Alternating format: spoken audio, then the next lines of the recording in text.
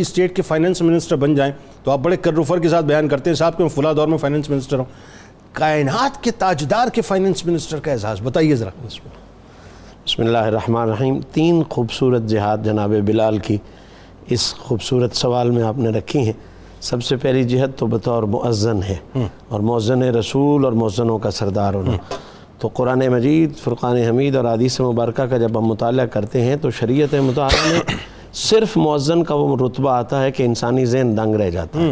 صرف مؤذن جو آج کا نیک نیتی کے ساتھ اذان دیتا ہے، سرکار کا فرمان ہے قیامت والے دن سب سے لمبی گردن والے یعنی سب سے اونچے سر والے لوگ وہ ہوں گے جن کے ذمہ ڈیوٹی اذان دینے کی ہوتی ہے.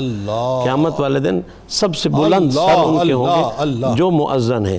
اور دوسری حدیث میں فرمایا ید الرحمن علی راس المؤذن، اللہ کا خاص رحمت والا ہاتھ مؤذن کے سر پر ہوتا ہے اور جہاں تک اس کی اذان کی آواز جاتی ہے وہاں کی ہر چیز اس کے لیے مغفرت کی دعا. اللہ اکبر. جنید بھائی سوچنا تو ہم نے یہ ہے کہ جو آج 14ویں صدی میں خلوص اور للہیت کے ساتھ مؤذن بنتا ہے اس کی یہ شان ہو جاتی ہے. 15ویں صدی میں تو جو 15ویں صدی میں یہ کرتا ہے اس کی یہ شان ہو جاتی ہے. تو جو حضور کی سنگت میں، حضور کی صحبت میں، حضور کے حکم کے ساتھ حضور کو سامنے پا کر اذان دیتا ہوگا، کیا کہنے پیر صاحب، پھر اس کے معیار کیا ہوں گے، اس کے لیولز کیا ہوں گے. رخ مصطفیٰ کو دیکھ کر جو اذان دیتا ہو، جو اشہد ان محمد رسول اللہ کہتے ہوئے حضور کے چہرے کی دید بھی کرتا تھا اور اپنی عید بھی کرتا تھا. دید کرتے تھے، بالکل صحیح. یہ خوبصورت لفظ کا کر.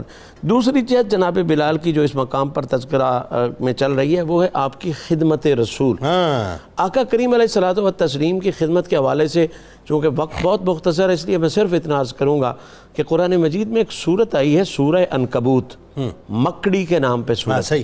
تو اس کی جہاں اور جہات بہت سی لوگوں نے بیان کی ہیں کہ کیوں مکڑی کے نام پہ آئی ہے، وہاں ایک صفت علماء تفسیر نے یہ بھی لکھی ہے کہ اس نے چند منٹ کے لیے اس غار کے آگے جالا بنایا تھا جس غار کے اندر آقا کریم تشریف فرما تھے. یعنی اس نے 1 سے 2 منٹ یا 3 منٹ کی خدمت کی تھی میرے مصطفیٰ کی.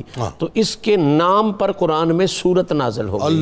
مجھے کہنا صرف اتنا ہے کہ اگر مکڑی 3 منٹ میرے نبی کی خدمت کرتی ہے تو قیامت تک کے لیے اس کے نام پہ قرآن نازل ہو جاتا ہے. تو اس بلال کی شان کیا ہوگی جس نے ساری زندگی رسول اللہ کی خدمت میں گزاری ہے. سرکار کی خدمت، گھر خدمت، باہر خدمت، وضو میں خدمت، چلنے میں خدمت، حتیٰ کہ جہادوں میں خدمت، غزوات میں خدمت.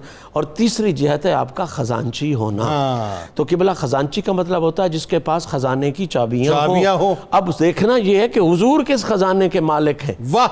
پھر آپ کو بلال کی عظمت کا اندازہ ہو جائے گا.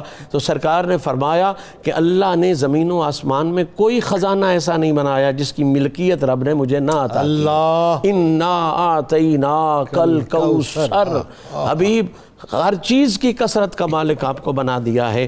جنت کے مالک آپ، اس جہان کی ہر نعمتوں کے مالک آپ، کائنات کی ہر نعمت کے مالک. ہر خزانہ حضور کا ہے اور حضور کے خزانوں کی چابیاں حضور نے اپنے بلال کو عطا کر رکھی ہیں. تو ذرا اندازہ کریں کائنات کی اوقات پھر بلال کے سامنے کیا ہو گئی.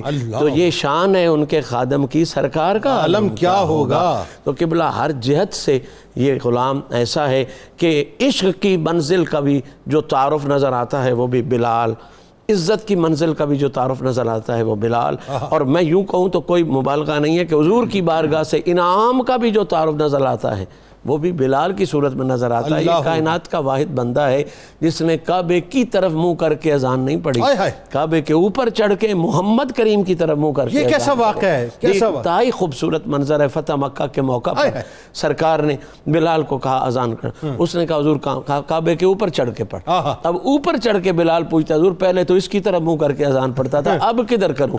تو حضور نے کہا اب پھر میری طرف منہ کر. یعنی پہلے کعبے کی طرف منہ کرتا تھا، اب کعبے کے بھی کعبے کی.